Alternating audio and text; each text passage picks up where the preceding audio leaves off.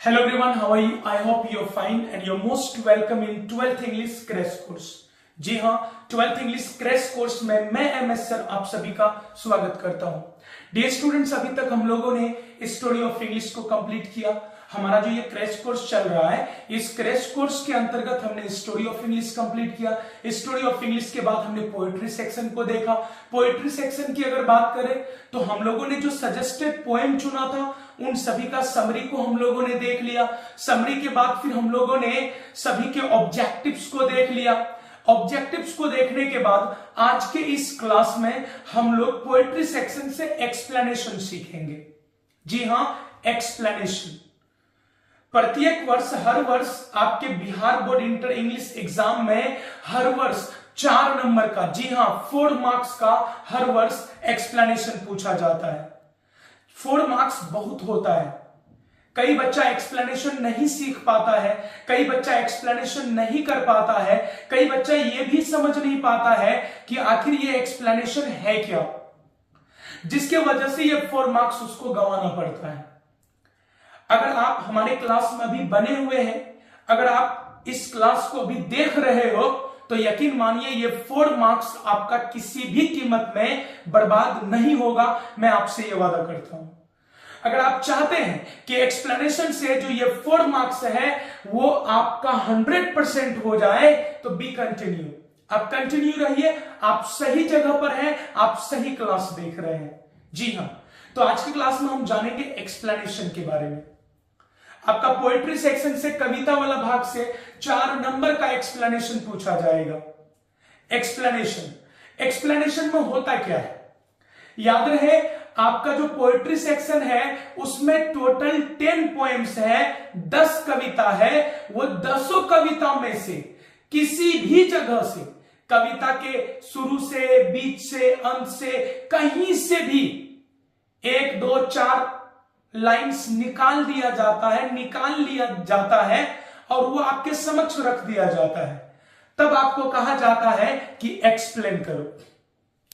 आपका Bihar board exam में question पूछा जाएगा, explain any one of the following lines. दिया हुआ लाइंस में से किसी एक को एक्सप्लेन करो।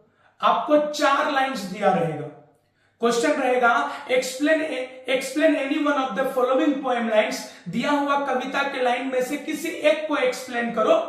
कभी 4 ऑप्शन रहा था, कभी 3। तो याद रहे, वो तीनों में से या चारों में से किसी एक को आपको क्या करना है? एक्सप्लेन करना है, किसी एक के बारे में बताना है। इस तरह का क्वेश्चन रहता है 4 मार्क्स का। लेकिन आइए शुरू से और अच्छे से जानते हैं आखिर एक्सप्लेनेशन होता क्या है। ये स्टूडेंट्स, बात अगर हम एक्सप्लेनेशन की करें, ऐसा नहीं कि आप एक्सप्लेनेशन को नहीं जानते हो, आप एक्सप्लेनेशन को बचपन से जानते हो। अभी आप इंटर के स्टूडेंट हैं, इसका मतलब एक दिन आपने मैट्रिक का एग्जाम दिया था। जब आपने मैट्रिक का एग्जाम दिया था तो मैट्रिक में आपने हिंदी का एग्जाम दिया होगा। तो याद कीजिए, हिंदी में आपको एक प्रश्न पूछा गया होगा, निम्नलिखित कविता के पंक्तियों का भावार्थ करें।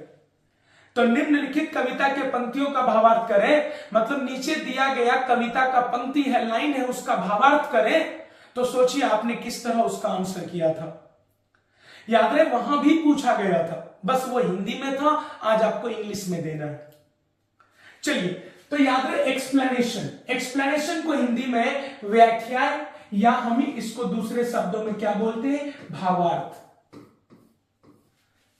याद रहे, 10 क्लास में मैट्रिक के एग्जाम में भी हिंदी में आप लोगों से भावार्थ पूछा गया था। भावार्थ करें, क्या पूछा गया था?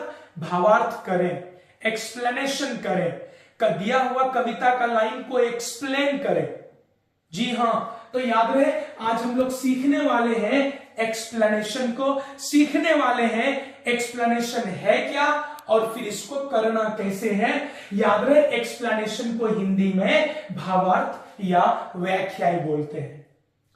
तो एक्सप्लेनेशन को हिंदी में भावार्थ या व्याख्या बोलते हैं। इसके अंतर्गत दिया हुआ कविता के लाइन को हम लोग एक्सप्लेन करते हैं, उसके भाव को प्रकट करते हैं, उसके मीनिंग को बताते हैं फीलिंग्स के साथ। जी हां, तो एक्सप्लेनेशन में होता क्या है? या फिर एक्सप्लेनेशन में क्या होता है, तो याद रखेंगे यू आर गिवन, आपको दिया जाता है, यू आर गिवन आपको दिया जाता है पोएम लाइन्स, कविता के लाइन को, तो you are given poem lines, आपको पोएम लाइन्स दिया जाता है, कविता के लाइन्स को दिया जाता है, कविता के पंक्ति को दिया जाता है। तो ये एक बात है कि you are given poem lines, आपको पोएम लाइन्स दिया जाता है, कविता के लाइन्स को दिया जाता है और कहा जाता है कि इसको एक्सप्लेन करो। तो यहां पे एक्सप्लेनेशन के लिए आपको कविता का लाइन दिया जाता है, you are given poem lines, तो आपको कविता का लाइन दिया जाता है, उसी कविता के लाइन को आपको एक्सप्लेन करना पड़ता है। एक्सप्लेन करने के लिए की पॉइंट्स क्या क्या है, आप एक्सप्लेन करोगे कैसे, या उसके लिए क्या क्या चीजों पर ध्यान रखना पड़ता है, उस चीज को समझिए। पहली बात तो कविता का लाइन देगा, उसी कविता के लाइन को हमें क्या करना है, एक्सप्लेन करना है, उसका भाव प्रकट करना है, उसका भावार्थ करना है, ठीक है। अब चलिए की पॉइंट्स को जानते हैं हम लोग। की पॉइंट्स में जानेंगे कि आखिर कविता का लाइन जो दिया जाएगा उसका एक्सप्लेनेशन करने में, मतलब उसका एक्सप्लेनेशन करने के लिए हमें क्या क्या करना है। की पॉइंट्स में पहला पॉइंट आप याद रखेंगे, पहला पॉइंट तो याद रहे, पहला point find out poem name. वो जो लाइन आपके समक्ष है कविता का, उस लाइन को देखकर सबसे पहले पता लगाइए कि कविता का वो जो लाइन है किस कविता से है, तो फाइंड आउट पोएम नेम। आपके समक्ष जो कविता का लाइन होगा, आपके समक्ष जो कविता का पंक्ति होगा, उन पंक्तियों को देखकर सबसे पहले आप पता लगाइए कि वो किस कविता का है। ये आपका पहला काम है, इसके अलावा कोई और पहला काम नहीं है। सामने में जब भी क्वेश्चन आए, सबसे पहले पता लगाओ कि उस कविता के लाइन का, वो जो कविता का लाइन है वो किस कविता से है, तो फाइंड आउट पोएम नेम, कविता का नाम का पता लगाओ। एक बात हो गई, एक बात जैसे हो गई। अब दूसरा, तो दूसरा क्या है, फाइंड आउट, पता लगाओ पोएट नेम। जाहिर सी बात है, कविता का नाम पता चलेगा तो कवि का नाम अपने आप पता चल जाएगा। ये दोनों काम जरूरी है। कविता का लाइन सामने में जैसे ही आए, सबसे पहले पता लगाइए कि कौन सा कविता का भाई लाइन है। जैसे ही पता चल गया अच्छा फलाना कविता का लाइन है, तो भाई उसका कवि कौन है। ये दो बात। अब एक्सप्लेनेशन करते समय तीसरा पॉइंट याद रखना है कि एक्सप्लेनेशन उसी पोएम लाइन का करें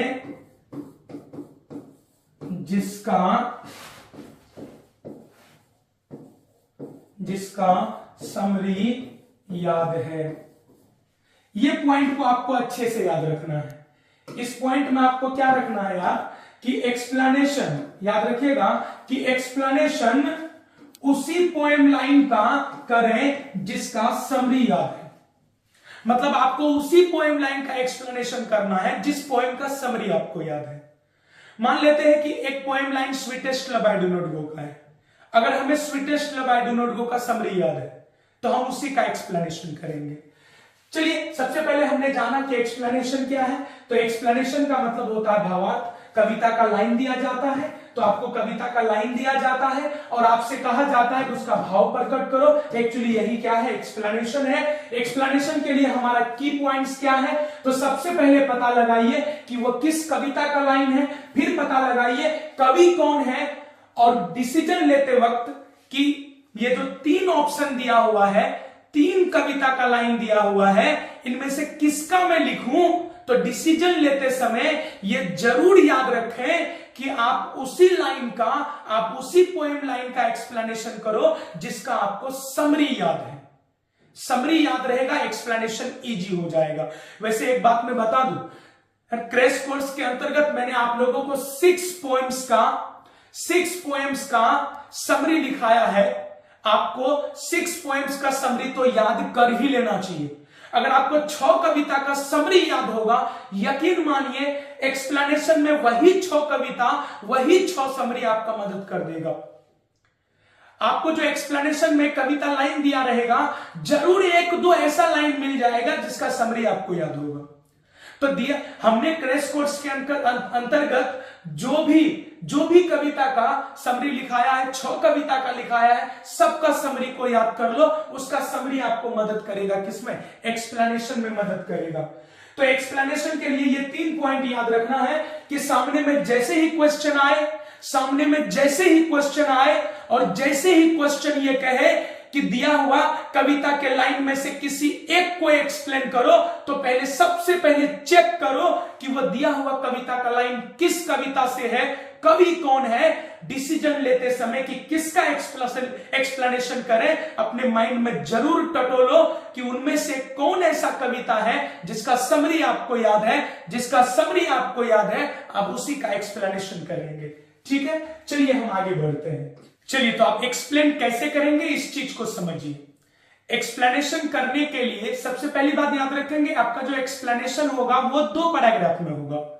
पहला पैराग्राफ में आप ये लिखेंगे कि दिया हुआ कविता का लाइन फलाने कविता से लिया गया है, इसका कवि चिलाना है, कवि के बारे में लिख लेंगे। उसके बाद पैराग्राफ चेंज करके लिखेंगे दिया हुआ कविता के लाइन में कवि ये कहना चाहता है। जी हां, आप जो एक्सप्लेनेशन करेंगे 2 पैराग्राफ में करेंगे। एक्सप्लेनेशन करने का तरीका क्या है? जैसे आपने देखा कि आपको जो है sweetest love I do not go का समरी याद है। अगर आपको sweetest love I do not go का समरी याद है, तो इसका मतलब आप sweetest love I do not go का जो लाइन दिया हुआ है उसी का एक्सप्लेनेशन करेंगे। तो एक्सप्लेनेशन करने का तरीका है, आप इसका आंसर कैसे करेंगे? आप इसका आंसर करेंगे, लिखेंगे this poem line has been taken from the poem dash। आप एक्सप्लेनेशन इस तरह से शुरू करोगे। आपने जैसे ही डिसाइड कर लिया कि तीनों ऑप्शन में बाबू इस ऑप्शन का हमें एक्सप्लेनेशन करना है, पता चला ये जो ऑप्शन है ये sweetest love I do not go का है, ये जो लाइन है ये sweetest love I do not go का है। तो आप जो एक्सप्लेनेशन शुरू करोगे इस प्रकार, this poem line has been taken from the poem sweetest love I do not go. Sweetest love I do not go. मान लीजिए कि आप उस लाइन का एक्सप्लेनेशन करना चाहते हो जो माई ग्रैंड मदर्स हाउस का है, तो आपका एक्सप्लेनेशन कहां से शुरू होगा? This poem line has been taken from the poem my grandmother's house. मान लीजिए आप उस लाइन का एक्सप्लेनेशन करना चाहते हो जो द सोल्जर से है, तो आपका एक्सप्लेनेशन कैसा होगा? This poem line has been taken from the poem the soldier. मान लीजिए आप उस लाइन का एक्सप्लेनेशन करना चाहते हो, आप उस पोएम लाइन का एक्सप्लेनेशन करना चाहते हो जो सॉन्ग ऑफ माई सेल्फ से है, तो आपका एक्सप्लेनेशन कैसा होगा? This poem line has been taken from the poem song of myself. Okay, तो जैसे ही आपने पहला लाइन लिख लिया कि this poem line has been taken from the poem sweetest love I do not go, कविता के इस लाइन को sweetest love I do not go से लिया गया है, तो फिर आगे आप लिखेंगे it has been written by, it has been written by dash. जो कविता रहेगा उसका कवि होगा। हमारा अभी का कविता क्या? Sweetest love I do not go, तो कवि कौन हो जाएगा? John Donne. ठीक है, this poem line has been taken from the poem sweetest love I do not go, it has been written by John Donne. मान लीजिए आप उस लाइन का एक्सप्लेनेशन करना चाहते हो जो द सोल्जर से है, एक्सप्लेनेशन आपका होगा this poem line has been taken from the poem the soldier, it has been written by Rupert Brooke.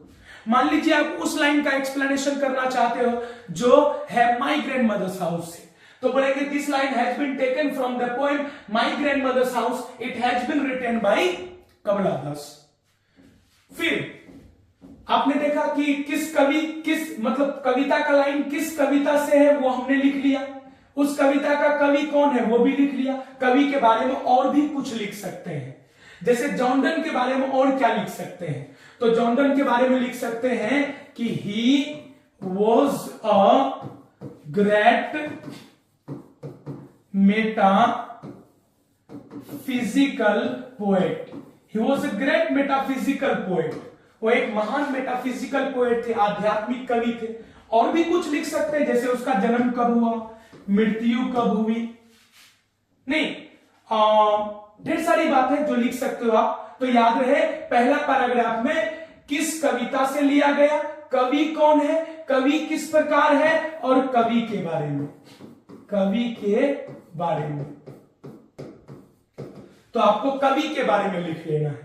जैसे ही आपका पहला पैराग्राफ कंप्लीट हो गया, जैसे पहला पैराग्राफ अगर मान लेते हैं कि कविता का लाइन है sweetest love I do not go से, और इसका हमको एक्सप्लेनेशन करना है, तो हम इस प्रकार पर करेंगे। This poem line has been taken from the poem sweetest love I do not go. It has been written by John Donne. He was a great metaphysical poet. He was born in 1572 in London and died in 1631. No, he was also a preacher. He was also a preacher. He was a Roman Catholic. नहीं तो कवि के बारे में इस तरह से लिख लेंगे। जैसे ही आपने कवि के बारे में लिख लिया, उसके बाद आप क्या करोगे, तो उसके बाद फिर पैराग्राफ चेंज करेंगे, लिखेंगे, है ना, पैराग्राफ चेंज करके आप लिखेंगे, क्या लिखेंगे, तो इन दिस पोएम लाइन, कविता के इस पंक्ति में, इन दिस पोएम लाइन कविता के, तो इन दिस पोएम लाइन कविता के इस पंक्ति में द पोएट, कवि, सेज कहते हैं। तो इन दिस पोएम लाइन कविता के इस पंक्ति में, है ना, इन दिस पोएम लाइन कविता के इस पंक्ति में द पोएट सेज, कवि कहते हैं, क्या कहते हैं, तो यहां पर याद रखेंगे समरी का दूसरा पैराग्राफ। जिस भी कविता का लाइन है, अगर आपको उसका समरी याद है, तो समरी का जो बीच मतलब दूसरा पैराग्राफ है लेखक के बाद, मतलब पहला पैराग्राफ में हम लोग समरी में भी क्या किए थे, कविता और उसके लेखक के बारे में जाने। दूसरा पैराग्राफ में कविता के फीलिंग्स को बताए थे, उसके मीनिंग को बताए थे। तो याद रहे in this poem line the poet says, कविता के इस लाइन में कवि बताते हैं, क्या बताते हैं, तो याद रहे समरी का दूसरा पैराग्राफ, समरी का जो दूसरा पैराग्राफ है उसको यहां पर क्या कर लो, लिख लो। लेकिन होशियारी करना कि दिया हुआ कविता के लाइन से जो मीनिंग निकल रहा है, समरी के दूसरे पैराग्राफ में जिस लाइन से उसका मीनिंग मैच हो रहा है, उस मीनिंग को ऊपर कर बाकी सब नीचे लिख देना। फुल मार्क्स आएगा, मैं आपसे वादा करता हूं। कई ऐसा स्टूडेंट है जिसको समरी याद रहता ही नहीं, वो क्या करे, कई, हालांकि समरी तो याद करना ही होगा, लेकिन फिर भी कि सर हमको याद होता ही नहीं सर, लेकिन एक्सप्लेनेशन से हमको 4 मार्क्स चाहिए, तो इसका भी एक ऑप्शन है। क्या है ऑप्शन, तो आपको कम से कम इतना तो याद रखना होगा कि दिया हुआ कविता का लाइन किस कविता से है ना, कवि कौन है, कवि के बारे में थोड़ा बहुत आपको याद रखना होगा। आप ना एक्सप्लेनेशन में एक और तरीका अपना सकते हो। वो तरीका क्या है कि आप ना पहला पैराग्राफ तो लिखो, आप क्या करो कि पहला पैराग्राफ तो आपको लिखना ही होगा, लेकिन दूसरा पैराग्राफ में जैसे ही आइए यहां पर लिखिए in this poem line the poet says, कविता के इस पंक्ति में कवि कहते हैं, क्या कहते हैं, तो याद रहे जिस कविता के लाइन का आप एक्सप्लेनेशन कर रहे हो, बस उसी लाइन को यहां पर लिख दो। जिस कविता के लाइन का आप एक्सप्लेनेशन कर रहे हो, कुछ नहीं करना है, बस उसी लाइन को यहां पर लाकर उतार दो, मीनिंग नहीं लिखना है।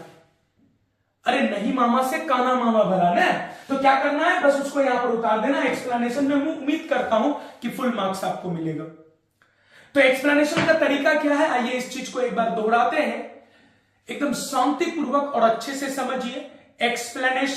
एक्सप्लेनेशन मतलब भावार्थ, कविता का लाइन दिया जाएगा, कहा जाएगा, इसके बारे में लिखो, इसके भाव को प्रकट करो। आपका एग्जाम में क्वेश्चन पूछा जाएगा कि explain any one of the following poem lines, दिया हुआ कविता के लाइन में से किसी एक को एक्सप्लेन करो। 3 ऑप्शन रहेगा, तीनों में से किसी एक को एक्सप्लेन करना है। वो तीनों में को पहले चेक कर लेना है किस कविता से है, कवि कौन है। जिसका समरी याद हो उसी का एक्सप्लेनेशन करना। एक्सप्लेनेशन कैसे शुरू करोगे, तो सबसे पहले लिखना कविता के दिया गया लाइन को फलाने कविता से लिया गया है, इसके कवि चिलाने हैं नहीं, तो आप इस तरह लिखोगे, this poem line has been taken from dash poem, it has been written by dash, कवि के बारे में लिख लेना, पैराग्राफ चेंज करना, in this poem line the poet says, कविता के इस पंक्ति में कवि कहते हैं, तो भाई क्या कहते हैं, तो आपने जो समरी पढ़ा है ना, उसका दूसरा पैराग्राफ को आप लिख दीजिए। एक बात। दूसरी बात, अगर आपको कुछ समझ में नहीं आ रहा है तो पहला पैराग्राफ लिखने के बाद, इस पहला पैराग्राफ को लिखने के बाद दूसरा पैराग्राफ का स्टार्टर को लिख लीजिए, इन this poem line the poet says, उसके बाद जिसका आप एक्सप्लेनेशन कर रहे हो वही तो लाइन को लाकर लिख दो, आपको मार्क्स मिलेगा, मैं आपसे वादा करता हूं। तो इस तरह का काम आप एक तरह से कर सकते हो एक्सप्लेनेशन के लिए। आइए एक्सप्लेनेशन के लिए कविता का कौन कौन सा लाइन वीवीआई है उस चीज पर भी हम लोग देखते हैं, गौर करते हैं, है ना। देखते हैं कि एक्सप्लेनेशन के लिए कौन कौन सा वीवीआई लाइन्स है। Explain any one of the following lines, दिया हुआ कविता के लाइन में से किसी एक को एक्सप्लेन करना है। एक नंबर है, no in of the world can show off bitter love for me, बाबू ये sweetest love I do not go का है। दूसरा है, O how feeble is man's power, ये भी sweetest love I do not go का है। तीसरा है, nature without check with original energy, याद रहे ये सॉन्ग ऑफ माई सेल्फ का है। चौथा है, whispering neighbours left and right pluck us from real delight, ये now the lips are falling fast का है। पांचवा है, where are the songs of spring, ay where are they, याद रहे ये है ओड टू ऑटम का। अगला है, season of mist and mellow fruitfulness, ये भी है आपका ओड टू ऑटम का। ये सभी को आप स्क्रीनशॉट लेके लिख लीजिए और आपको HW है एक तरह से, इसका एक्सप्लेनेशन आप खुद करेंगे अभी जो मैंने मेथड बताया उसके अकॉर्डिंग। चलिए और भी देखते हैं। 7वां नंबर है, there is a house now far away where once I received love, ये याद रहे माय ग्रैंडमदर्स हाउस का लाइन है। 8वां है, he hath no desire nor sense nor half so short away, याद रहे ये आपका sweetest love I do not go है। अगला, if I should die think only this of me, याद रहे ये है द सोल्जर का, कहां का, द सोल्जर का। अगला, I swear to save fire from the sin of forgetfulness, ये है आपका फायर हिम का। तो करना क्या है, तो आपको इसी तरीके से जो है एक तरह से जितना भी आपको कविता का लाइन दिया गया है ना, आपको वीवीआई है, ये बोर्ड एग्जाम स्पेशल है, ये सबका कोशिश कीजिएगा एक्सप्लेनेशन आप लोग कर ले। जो तरीका मैंने बताया, तरीका आपके बोर्ड में इस प्रकार यहां भी दिया हुआ है। सबसे पहले चेक कर लेना कि ये जो दिया गया ऑप्शन है तीनों में से कौन कौन कविता का है, जिसका समरी याद रहेगा उस लाइन का आपको एक्सप्लेनेशन करना। इसी तरीके से आंसर है दिस लाइन है ना, दिस लाइन दीज लाइन्स, दोनों में किसी अगर कविता का एक लाइन है तो दिस लाइन यूज करना, कविता का 2-3 लाइन दिया हुआ तो दीज लाइन्स, दिस लाइन है तो हैज लगाना, दीज लाइन्स है तो हैव लगाना। चलिए, this line has been taken from the poem dash, it has been written by dash, कवि के बारे में लिख लेना। दूसरा पैराग्राफ में इन दिस पोएम लाइन या in this poem lines the poet says, कविता के इस लाइन में कवि कहते हैं, क्या कहते हैं, तो दूसरा पैराग्राफ या तो एक्सप्लेनेशन जिसका करोगे उसी को लाकर यहां पर रख देना। इस तरीके से आप लोग एक्सप्लेनेशन कर सकते हैं और आपका एग्जाम में 4 मार्क्स का पूछा जाता है। मिलते हैं हम लोग नेक्स्ट क्लास में, तब तक के लिए